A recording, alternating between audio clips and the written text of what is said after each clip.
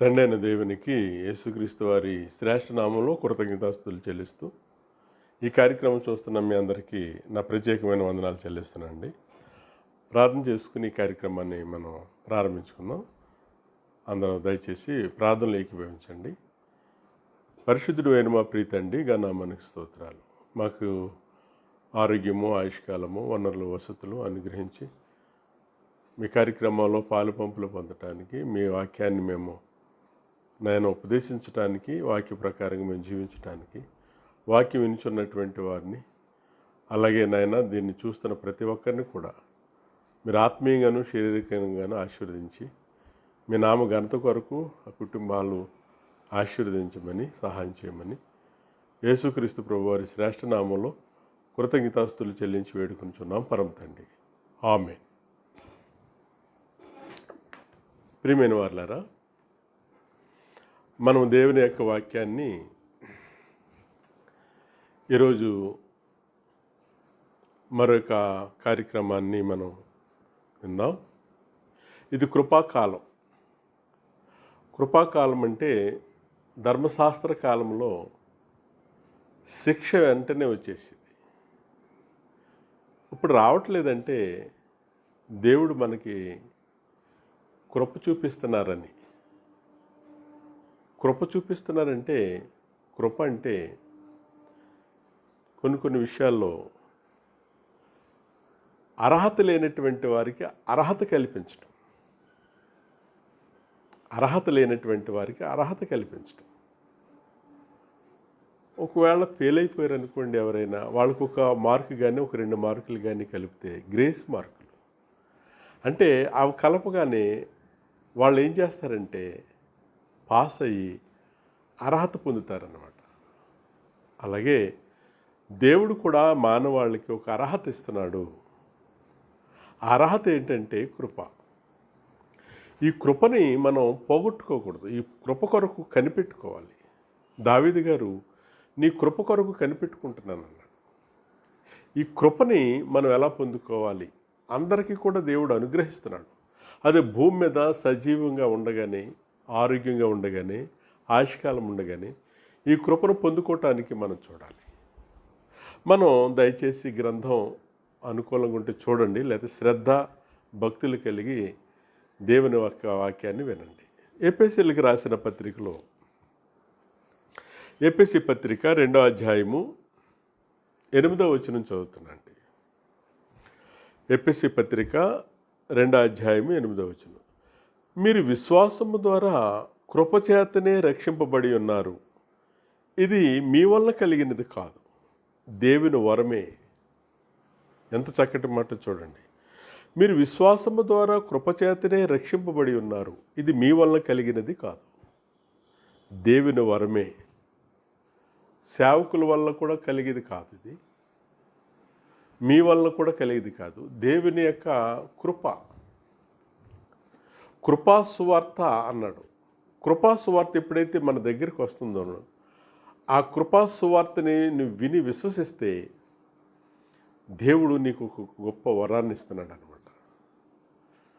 నమ్మి బాప్తిసం పొందుతుంటే నీకు పరిశుద్ధాత్మని వరాన్ని దేవుడు అనుగ్రహిస్తాడు. అంటే అర్హత లేనటువంటి వారికి అర్హత కల్పించటం కృప. దాన్ని అంటున్నాడు. ఇంకా మనం చదివితే ఎఫెసీ పత్రికలో, అది క్రియల వల్ల కలిగినది కాదు గనుక ఎవడునూ అతిశయపడ వీలు లేదు. అంటే క్రియలు చేస్తే నేను రక్షింపబడ్డాను, ధర్మకార్యాలు చేస్తే రక్షింపబడ్డాను, గొప్ప కార్యాలు చేస్తే రక్షింపబడ్డాను, లేకపోతే మేము ఎంతో నీతిగా బ్రతుకుతున్నాము, లేకపోతే మేము చాలా యథార్థంగా బ్రతుకుతున్నాం, మేము దాన ధర్మాలు చేసాం, అందుకు నీ రక్షణ మాకు ఇచ్చాడు. అదేమి లేదంటున్నాడు. నీ క్రియల వల్ల, నా క్రియల వల్ల, లేకపోతే నీ నీతి క్రియల వల్ల, లేకపోతే వాటి వల్ల వచ్చింది కాదంటారు. దేవుని కృప. అర్హత లేని నీకు నాకు రక్షింపబడుతున్నామంటే, రక్షింపబడ్డామంటే అది కృప. దాన్ని అంటున్నాడండి. ఏమంటున్నాడంటే అది క్రియల వల్ల కలిగినది కాదట. దేని వల్ల కలిగింది కాదు, అది క్రియల వల్ల కలిగినది కాదు గనక ఎవడనూ అతిశయపడ వీలు లేదు. మరియు వాటి యందు నడుచుకున్న వల్లని దేవుడు ముందుగా సిద్ధపరిచిన సత్క్రియలు చేయుటకై మనం క్రీస్తు యేసునందు సృష్టింపబడిన వారమై ఆయన చేసిన పని అయి ఉన్నాము. ఇక్కడ చాలా జాగ్రత్తగా వినాలి. గ్రంథం దగ్గర మనకి గ్రంథాన్ని మనకి దేవుడు అనుగ్రహిస్తున్నాడంటే, వినిపిస్తున్నాడంటే శ్రద్ధ కలిగి మనం వింటే దేవుడు ఎంత ఆనందమో చెప్పలేం, ఎంత ధన్యతో చెప్పలేం. దేవుడు అంటున్నాడు, ఏమంటున్నాడంటే, ముందరేమో నీ క్రియల వల్ల కాదు, నువ్వే పని చేసిన మూలంలో నేను రక్షించలేదు, లేకపోతే నువ్వు గొప్ప గొప్ప కార్యాలు చేసావని నేను రక్షించలేదు, కానీ నేను కృపనిచ్చాను రక్షింపబడినటువంటి వారికి. దేవుడు చెప్తున్నమాట, నువ్వే పని చేశాను, నేను గొప్ప కార్యాలు చేశానని నీకు రక్షణ ఇవ్వలేదు, లేకపోతే నువ్వు ఎంతో నీతిగా బ్రతుకుతున్నావని నేను నీతిగా బ్రతుకుతున్నానని ఇవ్వలేదు. అది క్రియల వల్ల కలిగినది కాదయా అంటున్నాడు దేవుడు. ఇప్పుడు రక్షింపబడిన తర్వాత పని ఉంది. రక్షింపబడకముందు నీ పని దేవునికి అక్కర్లేదు. రక్షింపబడిన తర్వాత వాటి యందు మనం నడుచుకున్న వల్లని దేవుడు ముందుగా సిద్ధపరిచిన సత్క్రియలు చేయుటకై, సత్య ప్లస్ క్రియలు అంటే వాక్యానికి సంబంధించినటువంటి క్రియలు చేయాలి, పనులు చేయాలి. వాక్యం ఏదైతే చెబుతుందో, వాక్యం ఏదైతే చేయొద్దంటుందో, వాక్యం ఏదైతే చేయమంటుందో, వాక్య సంబంధమైన క్రియలు, వాక్యానికి సంబంధమైన క్రియలు చేయాలి. రక్షింపబడక మునుపు నువ్వు ఏ క్రియలు చేసినా చేయకపోయినా దేవునికి అది లెక్కల్లోకి రాదు. రక్షింపబడిన తర్వాత సత్క్రియలు చేయటానికి, సత్క్రియలు చేయుటకై మనం క్రీస్తు యేసునందు సృష్టింపబడిన వారిమై ఆయన చేసిన పని అయి ఉన్నాము. అంటే సత్క్రియలు చేయటానికి యేసుక్రీస్తు ప్రభువారు చేశాడంట ఓ పని. ఆయన చేసిన పని అయి ఉన్నామంట మనం. ఏంటి అది అనంటే, మనం ఒకసారి చూస్తే ఇది నూతన జన్మ అన్నాడు. దీన్ని ఏమన్నాడంటే నూతన జన్మ.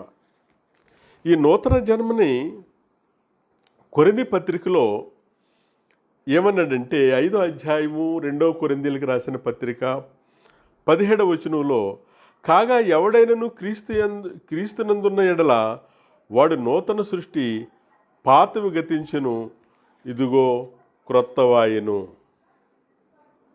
నూతన సృష్టి,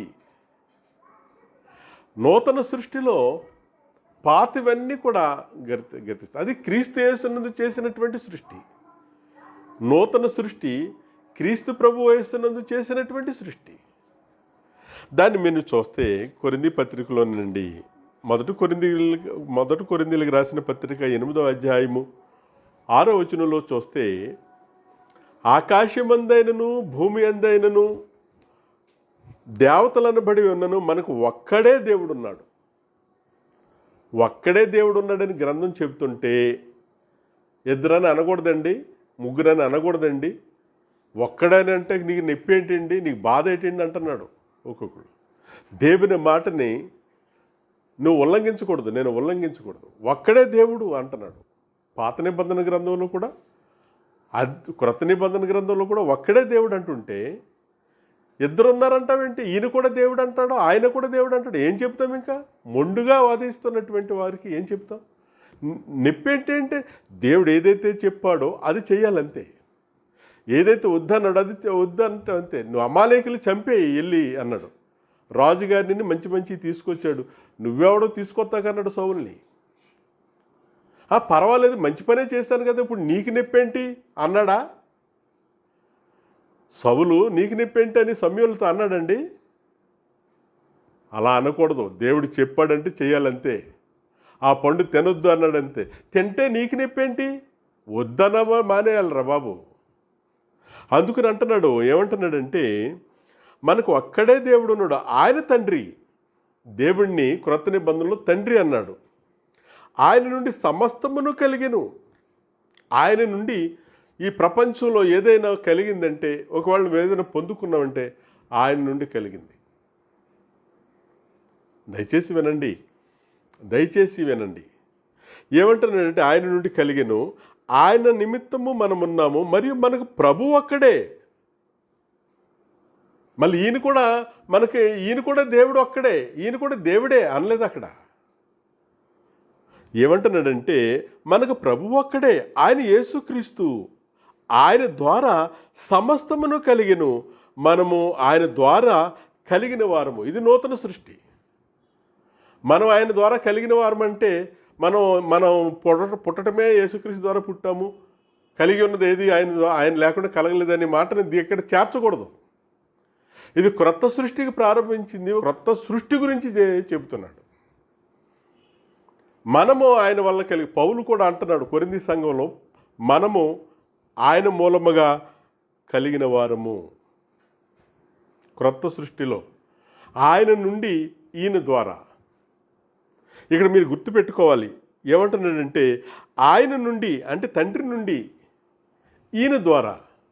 మీకు అర్థం అవటానికి పార్లమెంటు నుండి ఒక బిల్లు పాస్ చేయాలంటే, ఏదైనా ఒక బిల్లు పాస్ చేయాలంటే, ఏదన్నా నియమించుకోవాలంటే, ఒకవేళ ప్రజలకు ఏదైనా చేయాలంటే పార్లమెంటు నుండి ఒక బిల్లు పాస్ అయిన తర్వాత అది కలెక్టర్ గారి దగ్గరికి వస్తుంది. పార్లమెంటు నుండి కలెక్టర్ గారి ద్వారా ప్రజలకు వెళ్తుంది. పార్లమెంటు నుండి కలెక్టర్ గారి ద్వారా. అదే అంటున్నాడు, ఆయన నుండి ఈయన ద్వారా. అంటే కలెక్టర్ గారి ద్వారాగా వస్తుంది అనమాట. ఏదైనా కలెక్టర్ గారే చేయాలి. అందుకని ఈయన నుండి, తండ్రి నుండి యేసుక్రీస్తు ప్రభు వారి ద్వారా నూతన సృష్టి అది చెబుతున్నాడు అనమాట. అలా తెలియచేస్తుంది గ్రంథం. ఈ రోజుని గ్రంథాన్ని చదవటానికి ఎవరికి ఇష్టం లేదండి, గ్రంథాన్ని వినటానికి కూడా ఇష్టం లేదండి. ఎంతసేపు చూసినా దేవుని దగ్గరికి వచ్చి అడుక్కుని బుద్ధే. గ్రంథం దగ్గరే ఉంటుంది, సంకలో పెట్టుకుని వెళ్ళిపోతూ ఉంటావు, దాన్ని దగ్గర తెచ్చేసి దాన్ని పట్టించుకో. ఒకవేళ సేవకులు చెబుతున్న దాన్ని అసలు ఆలోచించవు. పర్లోకి వెళ్ళిపోతున్నావు, ఎక్కడికి వెళ్తావు నువ్వు పర్లకు? దేవుడు ఏం చెప్తున్నాడో దాన్ని అన్నీ ఎన్నుకోకుండా నువ్వేమైపోతావు. అందుకని అంటున్నాడు, ఏమంటున్నాడంటే చాలా మంచి మాట, ఆయన ద్వారా సమస్తమును కలిగిను, మనం ఆయన ద్వారా కలిగిన వారము. అయితే అందరి యందు ఈ జ్ఞానం లేదు. ఏ జ్ఞానం? యేసుక్రీస్తు ద్వారా తండ్రి అనే దేవుడు నూతన సృష్టి చేశాడనే జ్ఞానం లేదు.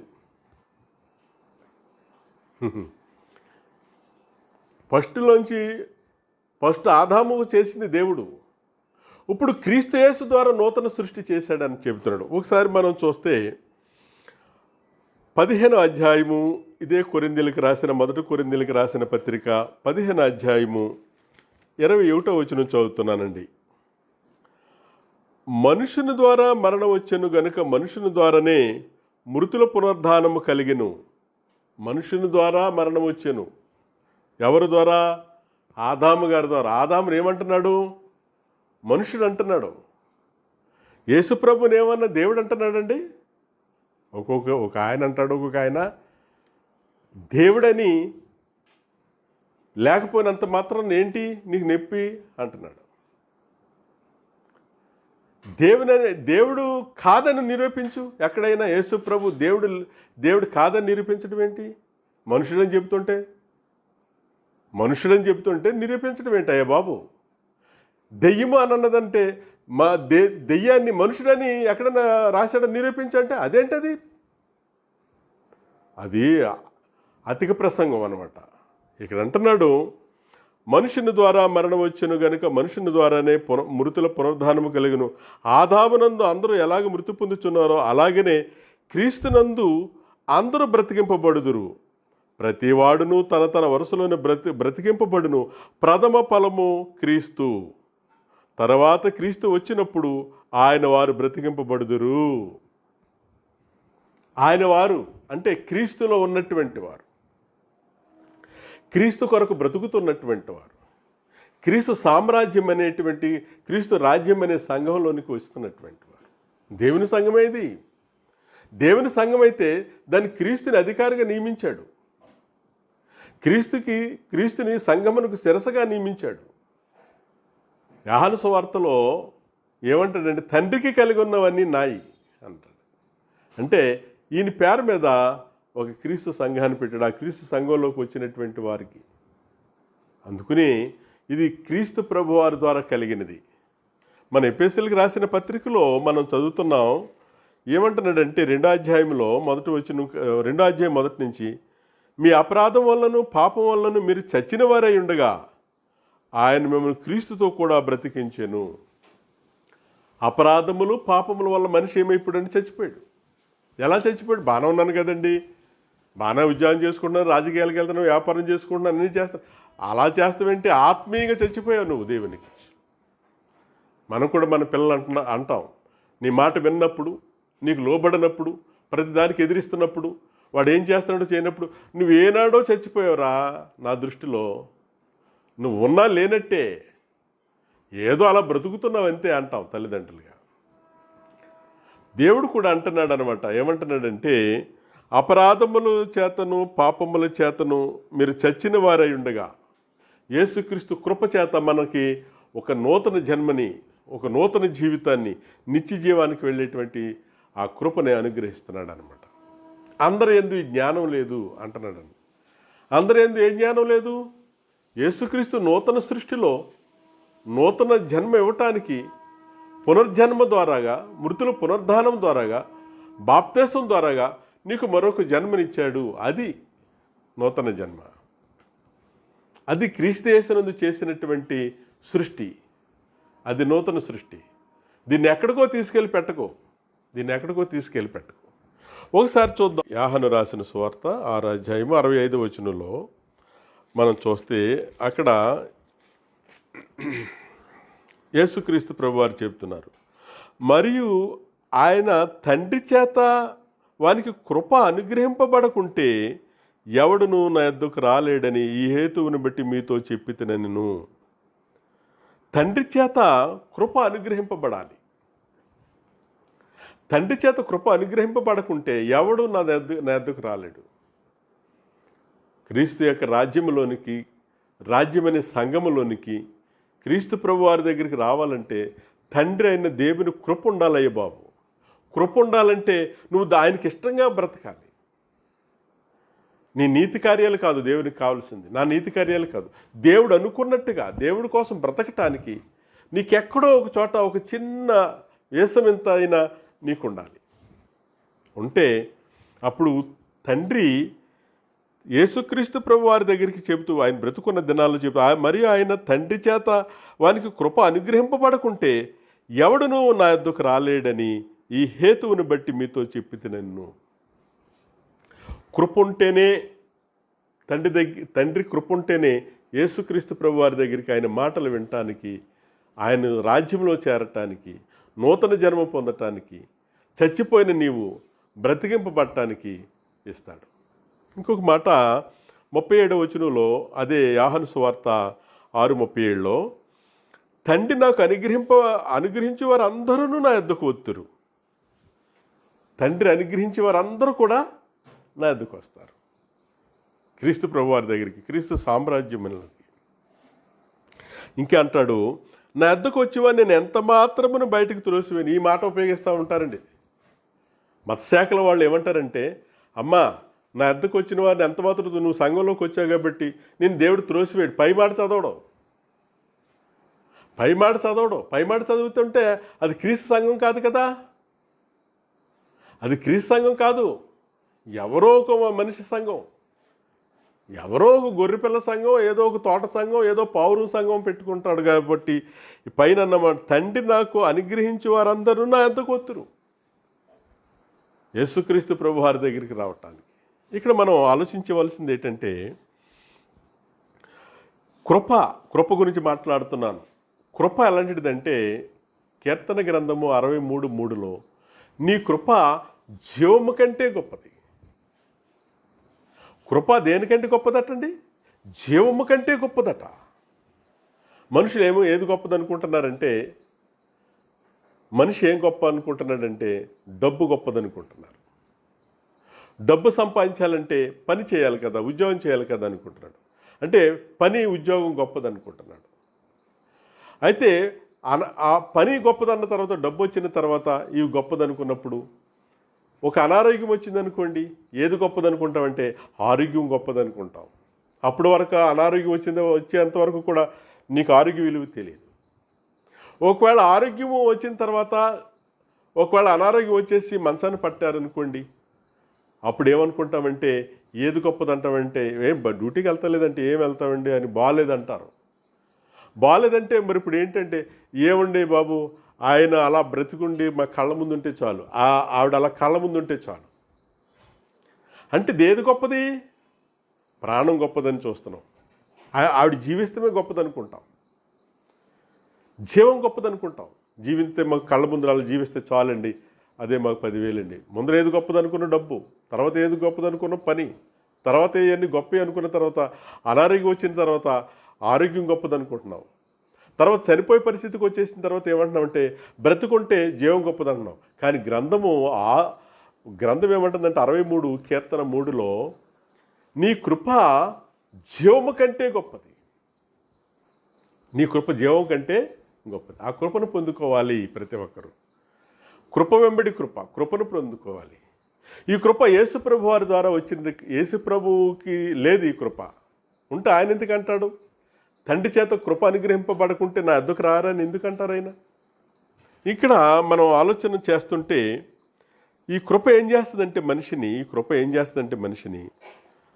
94వ అధ్యాయంలో కీర్తన గ్రంథం 94:18లో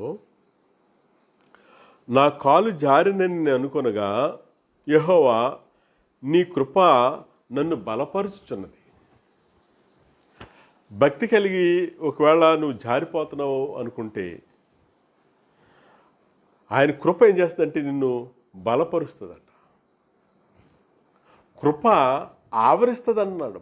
భక్తి కలిగినటువంటి వారికి కృప ఆవరిస్తుందట. అందుకని అంటున్నాడు, ఏమంటున్నాడంటే నీ కృప జీవము కంటే గొప్పది. ఈ కృపను పొందుకుంటే, ఈ కృప కొరకు ఎదురు చూస్తుంటే, ఈ కృపను పాడు చేసుకోకుండా ఉంటే, ఒకసారి పాడు చేసుకున్నటువంటి ఒక వ్యక్తిని చూద్దాం మనం. పాడు చేసుకుని ఈ కృపని దుర్వినియోగం చేసుకున్నటువంటి వ్యక్తిని. ఈరోజు చాలామంది కృపను పాడు చేసుకున్నటువంటి వారే. కృప లేకపోతే నీవు పరలోకానికి వెళ్ళటానికి అర్హుడు కాదు. దేవుడు కృపనిచ్చాడు. రక్షింపబడిన తర్వాత ఒకప్పుడు రక్షణ లేకుండా ఉన్న దానికి, రక్షణ లేకుండా ఉన్నటువంటి వారికి రక్షించిన తర్వాత ఆ రక్షణ కొనసాగించుకోవడానికి సత్క్రియలు చేయటానికి మనం లేకపోతే, మనకు సొంత నిర్ణయాలు, సొంత ఆలోచనలు కాదు. నిన్ను విలువ పెట్టి కొనుక్కున్నాడంటే నువ్వు ఆయన కొరకు బ్రతకటానికి, చనిపోయే వరకు కూడా ఆయన కొరకు బ్రతకటానికి. అలా బ్రతకకపోతే ఈ కృపను పాడు చేసుకోకూడదు అంటున్నాడు. హెబ్రీయులకు రాసిన పత్రిక 12వ అధ్యాయంలో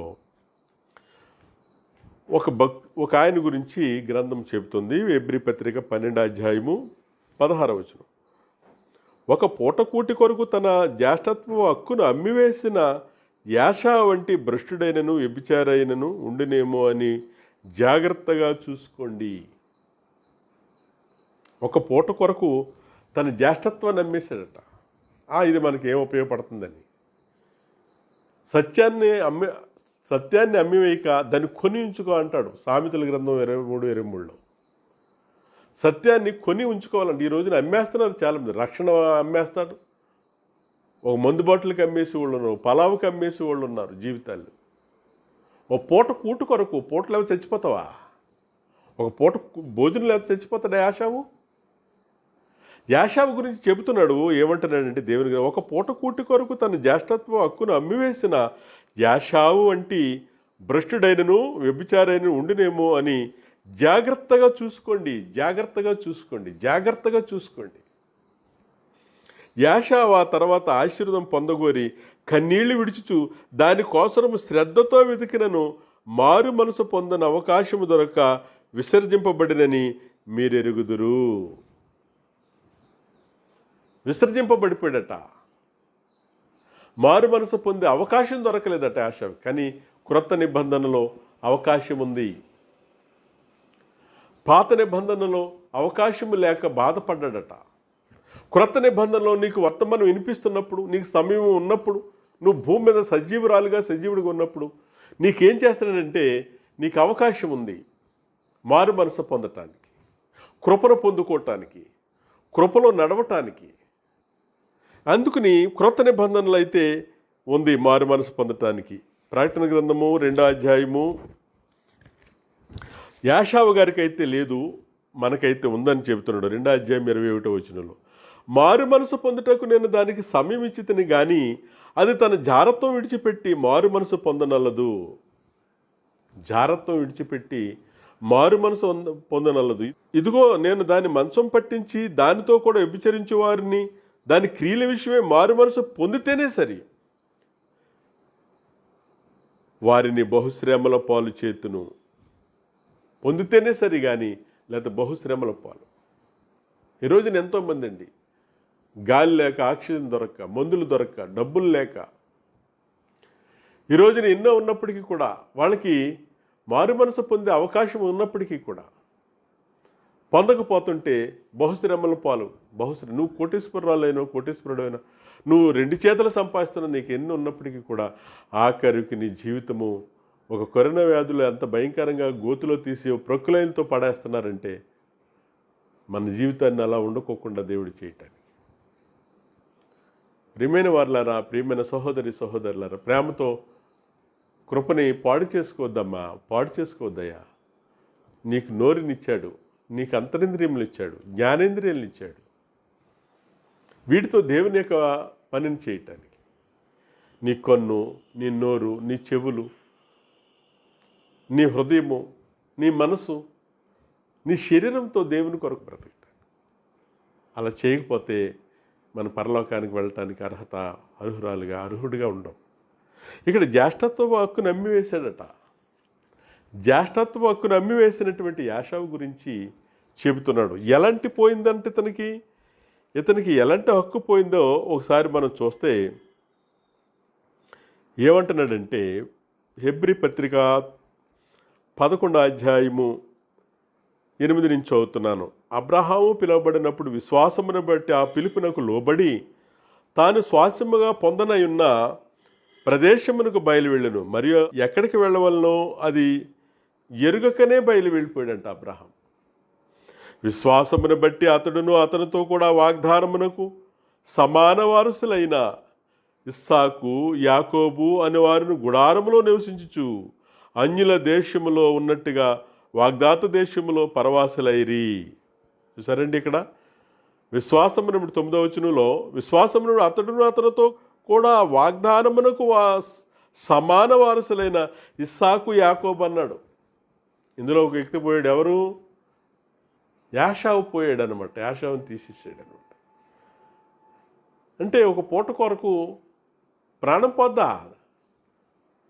దేవుని పని కాకుండా నీకు పని ఎక్కువ అనుకుంటున్నావు, నీకు ధనం ఎక్కువ అనుకుంటున్నావు, నీకు మనుషులు ఎక్కువ అనుకుంటున్నావు, నీకు బంధువులు ఎక్కువ అనుకుంటున్నావు. ఏమి ఎక్కువ కాదు. అలాగే అనుకున్నాడు ఇతను. అందుకు సమాన వారసత్వంలోంచి ఇస్సాకు, యాకోబు, అబ్రహాం అంటున్నాడు. మరి ఇతనేమైపోయాడు? యాషావు పోయాడనమాట. అక్కడ యాషావు వెళ్ళిపోయాడు అనేటువంటి విషయం మనకు తెలియదు. మనం కూడా పోగొట్టుకుంటున్నామేమో కృపను పోగొట్టుకోవద్దండి. కృప చేత రక్షించాడండి. రక్షించిన దానికి నువ్వేం చేస్తున్నావు సహోదరి? నువ్వేం చేస్తున్నావు సహోదరుడా? రక్షించాడు, నేను పాపంలోంచి రక్షించాడు. అప్పుడు నువ్వే పని చేయకపోయినా, నువ్వెంత తిరిగినా, ఎలా ఉన్నా, నీ ఇష్టానుసారంగా బ్రతికినా దేవుడు దాన్ని ఏం పట్టించుకోలేదు, నీ క్రియలు ఏం పట్టించుకోలేదు. కానీ రక్షించాడు. చచ్చిపోయిన నిన్ను నన్ను అపరాధముల చేత, పాపముల చేత చచ్చిన మనల్ని బ్రతికించాడు దేవుడు. బ్రతికించిన తర్వాత సత్క్రియలు చేయాలి. తర్వాత నువ్వేం చేయాలో చెప్తున్నాడు. అందుకని ఇక్కడ హెబ్రీయులకు రాసిన పత్రికలో మరొక మాట చూద్దాం. 12వ అధ్యాయము 15వ వచనం. మీలో ఎవడైనను దేవుని కృపను పొందకుండా తప్పిపోనేమనియు చేదైన వేరు ఏదైనను మొలిచి కలవరపరచుట వలన అనేకులు అపవిత్రులైపోదురేమని అనియు. చూడండి ఏమంటున్నాడు. మీలో ఎవడైనను దేవుని కృపను పొందకుండా, ఎవడైనా సరే దేవుని కృపను పొందకుండా తప్పిపోతున్నారేమో. దేవుని కృప ఇది. తప్పిపోతున్నావేమో. ఎన్నోసార్లు తప్పిపోతున్నావు నువ్వు. తప్పిపోయావంటే చాలా ప్రమాదం. యాషావు తప్పిపోయాడు. యాషావు తప్పిపోయి హక్కును పోగొట్టుకున్నాడు. నువ్వు పోగొట్టుకోవద్దు. జ్యేష్ఠుల సంఘం అన్నాడు. యేసుక్రీస్తు ప్రభువారు లేచిన తర్వాత నిన్ను జ్యేష్ఠత్వ హక్కులోనికి, జ్యేష్ఠత్వ జాబితాల్లోనికి, జ్యేష్ఠుల సంఘములోనికి చేరుస్తున్నాడు. చేరుస్తూ ఉండగా మనం చూస్తుంటే కిందకు వచ్చిన తర్వాత 22 చదువుతున్నాను, 12:22 హెబ్రీ పత్రిక. ఇప్పుడైతే సియోనను కొండకును జీవము గల దేవుని పట్టణమునకును అనగా పరలోకపు యెరూషలేమునకును వేవేల కొలది దేవదూతల యొద్దకును పరలోకమందు వ్రాయబడి ఉన్న జ్యేష్ఠుల సంఘమునకును వారి మహోత్సవమునకును అందరికీ న్యాయాధిపతి అయిన దేవుని యొద్దకును సంపూర్ణ సిద్ధి పొందిన నీతివంతుల ఆత్మల యొద్దకును క్రొత్త నిబంధనకు మధ్యవర్తి అయిన యేసునొద్దకును హేబేలు కంటే మరీ శ్రేష్టముగా పలుకు ప్రోక్షణ రక్తమునకును మీరు వచ్చి ఉన్నారు. ఎన్ని విషయాలండి. వేవేల దూతల యొద్దకును పరలోకమందు వ్రాయబడిన జ్యేష్ఠుల సంఘం న్యాయాధిపతి అయిన దేవుని యొద్దకును సంపూర్ణ సిద్ధి పొందిన నీతిమంతుల ఆత్మల యొద్దకును క్రొత్త నిబంధనకు మధ్యవర్తి అయిన యేసునొద్దకును హేబేలు కంటే శ్రేష్టమైన పలుకు ప్రోక్షణ రక్తమునకును మీరు వచ్చి ఉన్నారు. సంఘంలోనికి నువ్వు వస్తుంటే ఎంత గొప్ప ఆశీర్వాదమో చూడండి. చాలామంది ఆదివారాలు పనులు పెట్టుకుంటారు, పెళ్ళిళ్ళు పెట్టుకుంటారు, ఆదివారం నాడు ఫంక్షన్లు పెట్టుకుంటారు, ఆదివారం నాడు ఎక్కడికి వెళ్తారు. అది ఆరాధనే కదండి, అక్కడ కూడా దేవుని వాక్యం ఉంటుంది కదండి. తప్పుడు విషయాలండి. అక్కడ ఆరాధన ఎలా ఉంటుంది? పెళ్ళిళ్ళు ఆరాధన చేస్తావా నువ్వు? అక్కడ ఫంక్షన్లో నీకు ఆరాధన ఉంటుందా? అందుకుని అంటున్నాడు, ఏమంటున్నాడంటే యేసునొద్దకును హేబేలు కంటే శ్రేష్టమైన ప్రోక్షణ రక్తమునకు మీరు వచ్చి ఉన్నారు. మీకు బుద్ధి చెప్పుచున్న వారిని నిరాకరింపకుండానట్లు చూసుకోండి. వారు భూమి మీద నుండి బుద్ధి చెప్పిన వారిని నిరాకరించినప్పుడు తప్పించుకొనకపోయిన ఎడల పరలోకము నుండి బుద్ధి చెప్పుచున్న వారిని విసర్జించు మనము తప్పించుకొని పోవటం మరి నిశ్చయము కదా. భూమి మీద ఉండగానే బుద్ధి చెప్పే సేవకుడు ఉండాలి. ఈరోజు సేవకులు అలా చెప్పలేకపోతున్నారు. ఏమో వీళ్ళు వెళ్ళిపోతారేమో, ఏమో వీళ్ళు ఇంకో చోటకి వెళ్ళిపోని. దేవుని వాక్యం ఇష్టమైనడు ఎవడో వాడు ఉంటాడు, ఇష్టం లేనివాడే వెళ్ళిపోతారు. ఇష్టమైన చోటుకి వెళ్ళిపోని. నీకెందుకు సహోదరుడు? నువ్వు ఖచ్చితంగా చెప్పు. నువ్వు ఖచ్చితంగా చెప్పవయ్యా. ఏలీతో చెప్పాడు, నాబోతుని చంపించేశాడు ఆహాబు, తోటలో ఉన్నాడు, నువ్వు వెళ్ళి నా మాటగా చెప్పు అన్నాడు. ఏలియా వెళ్ళాడు. అయ్యారండి, మరి మీ దగ్గరికి ప్రార్థన చేసి వెళ్దామండి అని వచ్చానండి అని సోదు కవర్లు చెప్పుకో. ఏంటి ఎలా వచ్చావేటి అన్నాడు ఆహాబు. నాబోతు రక్తము కుక్కల నాకాయి కదా, నాబోతుని చంపించారు కదా మీరు. ఏ రక్తం అయితే కుక్కలు నాకాయో నీ రక్తము కూడా కుక్కలు నాకుతాయి. ఏంటండి బాబు, నిజంగా ఏంటండి బాబు ఆ మాటలు? దేవుని మాట ఖచ్చితంగా చెప్పాలి. యోహాను గారు వచ్చారు, బాప్తిస్మిచ్చి యోహాను హేరోదు దగ్గరికి వచ్చాడు. నీ తమ్ముడు భార్యను ఉంచుకుని నువ్వు రాజ్య పరిపాలన చేస్తున్నావు, అది నీకు తగదు. ఖచ్చితంగా చెప్తే విరోధం అయిపోదు. ఖచ్చితంగా ఎప్పుడైతే చెప్పామో, యథార్థవాది లోక విరోధి. బెల్లం రాస్తూ చక్కగా ఉంటే వాళ్ళు ప్రేమిస్తారు. వాళ్ళు ప్రేమిస్తే మనుషులు సంతోషపెట్టేవాడిగా ఉండకూడదు. కృపను పోగొట్టుకోవద్దు. సేవకునిగా, విశ్వాసులుగా మనం అందరం, నేను కూడా, మీరు కూడా అలా ఉండాలని, కృపచేత రక్షించినటువంటి మనల్ని మరొకసారి కృప గురించి మనం ఆలోచించేద్దాం. ఇంతవరకు వాక్యం విన్నా మీ అందరికీ నా ప్రత్యేకమైన వందనాలు చెల్లిస్తున్నాను.